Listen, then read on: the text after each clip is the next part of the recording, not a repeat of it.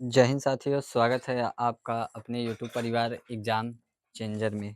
तो आज हम आपके लिए लाए हैं जीएस कंप्लीट जीएस के चैप्टर वाइज़ क्लासेस, ठीक? तो ये क्लासेस आपके लिए होने वाली हैं बेहद ख़ास। और यदि आप किसी भी गवर्नमेंट एग्ज़ाम्स की तैयारी करते हैं जहाँ थोड़ा भी जीएस के क्वेश्चंस बनते हैं, तो आपको संपूर्ण क्लासेस यहाँ से देखनी है, ठीक? तो हम स्टार्ट कर रहे हैं आज बायोलॉजी, और बायोलॉजी में बॉटनी को आज हम स्टार्ट करने जा रहे हैं, ठीक है? तो इसमें जितने भी क्वेश्चंस हैं आपको इसके 2 टाइप के क्लासेस मिलेंगी। पहली जो क्लासेस होगी वो टोटली थ्योरी की होगी, ठीक? सबसे पहले हम टोटली एक चैप्टर्स का थ्योरी पढ़ेंगे, और उसके बाद हम उसी चैप्टर्स के पीवाईक्यूज़ मतलब प्रीवियस ईयर क्वेश्चंस को करेंगे। जितने भी क्वेश्चंस एग्ज़ाम में प्रीवियस ईयर में आए हुए हैं, आप उसको करेंगे। तो सबसे पहले आप थ्योरी को कंप्लीट करेंगे, और उसके बाद प्रीवियस ईयर क्वेश्चंस। जब ये दोनों हो जाएगा, तब आपको हम मॉक देंगे, ठीक है? कि आपको सेम हूबहू एग्ज़ाम जैसे क्वेश्चंस जो एग्ज़ाम्स में आते हैं। तो यदि आप इस तरीके से अपने प्रिपरेशंस को करते हैं, तो आपका एग्ज़ाम्स में सिलेक्शन होने की गारंटी 100% बढ़ जाएगी, ठीक? तो सबसे पहले आप थ्योरी की कंप्लीट कीजिए, फिर उसी चैप्टर्स के पीवाईक्यू क्वेश्चंस को लगाइए कि जो भी क्वेश्चंस प्रीवियस ईयर में आए हुए हैं। तो चलिए बिना किसी देरी के करते हैं स्टार्ट। तो बॉटनी का हमारा फर्स्ट चैप्टर है, हम 2 टाइप्स के बायोलॉजी को पढ़ेंगे, एक तो जूलॉजी पढ़ेंगे, दूसरा बॉटनी पढ़ेंगे। तो वनस्पति विज्ञान है, तो इसमें जो पहला चैप्टर है, इस पहले चैप्टर का लेक्चर नंबर 1 है। इसमें हम आपको जड़, तना, पत्ती, फूल, फल ये सब बॉटनी में होते हैं, तो इनको हम पढ़ाने जा रहे हैं, ठीक है? तो आइए जानते हैं कि आलू जो होता है वो जड़ है या तना है। तो बिल्कुल बेसिक से क्लास को करेंगे स्टार्ट, आप बिल्कुल भी घबराइए मत। तो जो हम बॉटनी पढ़ते हैं तो पादप कार्यकी होता है, प्लांट फाइसियोलॉजी। तो इसमें तो पादपों का जो अध्ययन होता है वो बॉटनी कहलाता है। पादप विज्ञान का मतलब पेड़ पौधों का अध्ययन ही बॉटनी कहलाता है। इसके जो जनक है वो थियोफ्रेट्स को माने जाते हैं, ठीक है? तो बॉटनी मतलब वनस्पति विज्ञान के जो जनक हैं वो थियोफ्रेट्स हैं, या थियोफ्रेटस कहिए। स्टीफन हेल्स को पादप कार्यकी का जनक कहा जाता है, ठीक? और विलियम रॉक्सबर्ग को भारतीय वनस्पति विज्ञान का जनक कहा जाता है। तो इंडियन बॉटनी के जनक जो हैं वो विलियम रॉक्सबर्ग जी को माना जाता है, ठीक? और जो बॉटनी है मतलब वनस्पति विज्ञान, इसके जो जनक हैं वो थियोफ्रेट्स हैं, ठीक? आकारिकी क्या होता है कि पेड़ पौधों का बाहरी अध्ययन मोर्फोलॉजी यानी कि आकारिकी कहलाता है। यानी कि आप बाहर से अध्ययन करते हैं तो उसको हम आकारिकी कहते हैं, ठीक? तो बॉटनी का पहला चैप्टर हम रूट यानी कि जड़ से स्टार्ट करते हैं। रूट को इंग्लिश में, हिंदी में जड़ कहा जाता है, ठीक है?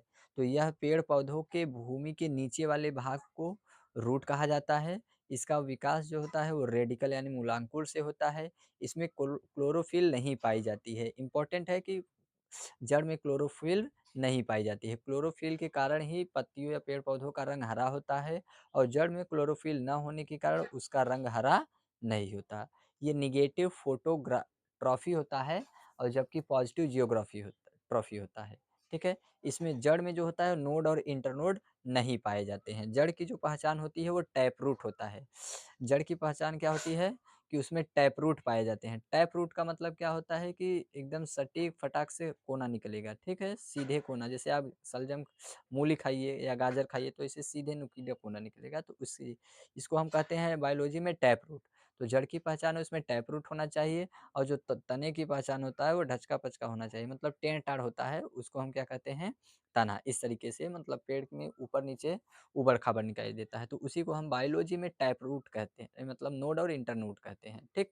तो जड़ की पहचान होता है उसमें टैप रूट होना चाहिए, और तने की जो पहचान होती है उसमें नोड और इंटरनोड होना चाहिए, ठीक?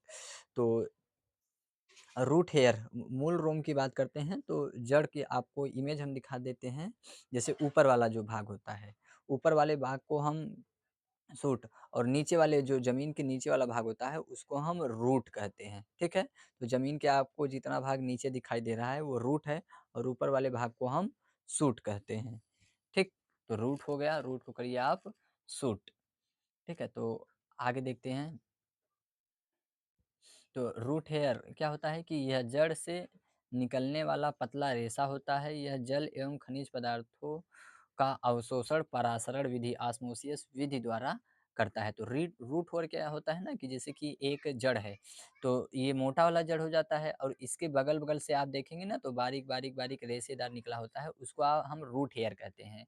ये क्या होता है ना कि जल को अवशोषित करता है और यही जो साल भर के लिए एक पौधे के लिए जल को एकत्रित रखता है, तो पौधे को समय-समय पर जल मिलते रहता है, ठीक है? और खनिज पदार्थों को भी एकत्रित कर लेता है। जैसे कि आप शलजम या गाजर खाते हैं, आप गाजर खाते हैं ना तो जैसे कि गाजर जो होता है वो जब पौधा होता है तो धीरे-धीरे मोटा हो जाता है, तो आप उसके जड़ को खा जाते हैं। वो अपना भोजन जड़ में एकत्रित रखता है और मोटा हो जाता है और आप उसके जड़ को खा जाते हैं। ठीक?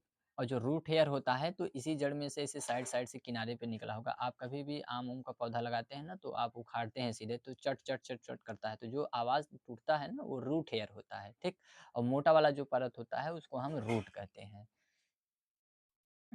तो आई होप आपको इमेज के थ्रू समझ में आ रहा होगा। और आगे हैं जैसे कि आप ये देखिए, ये पूरा क्या है रूट है और ऊपर वाले भाग को शूट कहते हैं, ठीक है? यहाँ देखिए आप तुलसी का एक पेड़ है, तो बहुत सारा है तो आप एक देखिए मोटा-मोटा रेशा है और उसके बगल में बहुत सारे किनारे-किनारे पर रेशे निकले हुए हैं। तो जो किनारे-किनारे पर निकले हुए मोटे रेशे में से उसको हम रूट हेयर कहते हैं और मोटा वाला जो होता है उसको हम रूट कहते हैं, ठीक? और ऊपर वाला का जो पार्ट है उसको हम अलग से पढ़ लेंगे शूट में।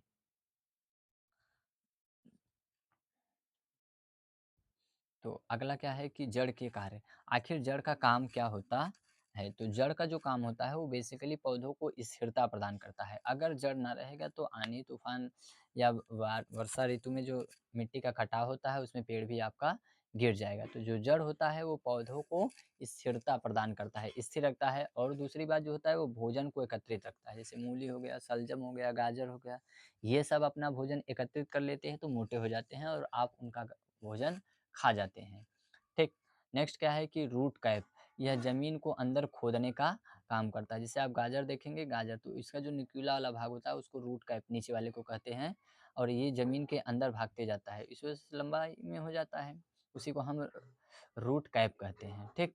तो जड़ जो होता है वो 2 टाइप का होता है, पहले को हम कहते हैं मूसला जड़, टैप रूट और दूसरे को कहते हैं एडवांटेजियस रूट, यानी कि अपस्थानिक जड़, ठीक।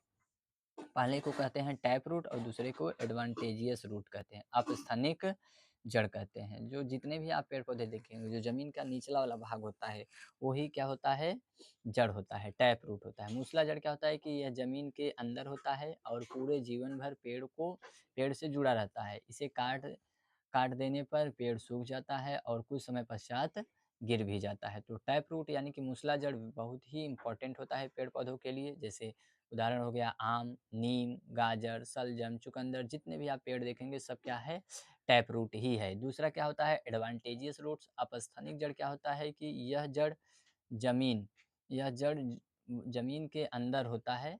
यह जीवन भर वृक्ष से नहीं जुड़ा रहता, ठीक है? इसे काट देने पर भी वृक्ष पर कोई विशेष प्रभाव नहीं पड़ता है। यह द्वितीय मूल कहलाता है, जैसे डहेलिया, गन्ना, बाँस, पीपल, बरगद, मक्का, रबड़। इस तरीके से आपको समझ में नहीं आ रहा होगा कि ये अपस्थानिक जड़ आखिर होता किस तरीके से है, ठीक है?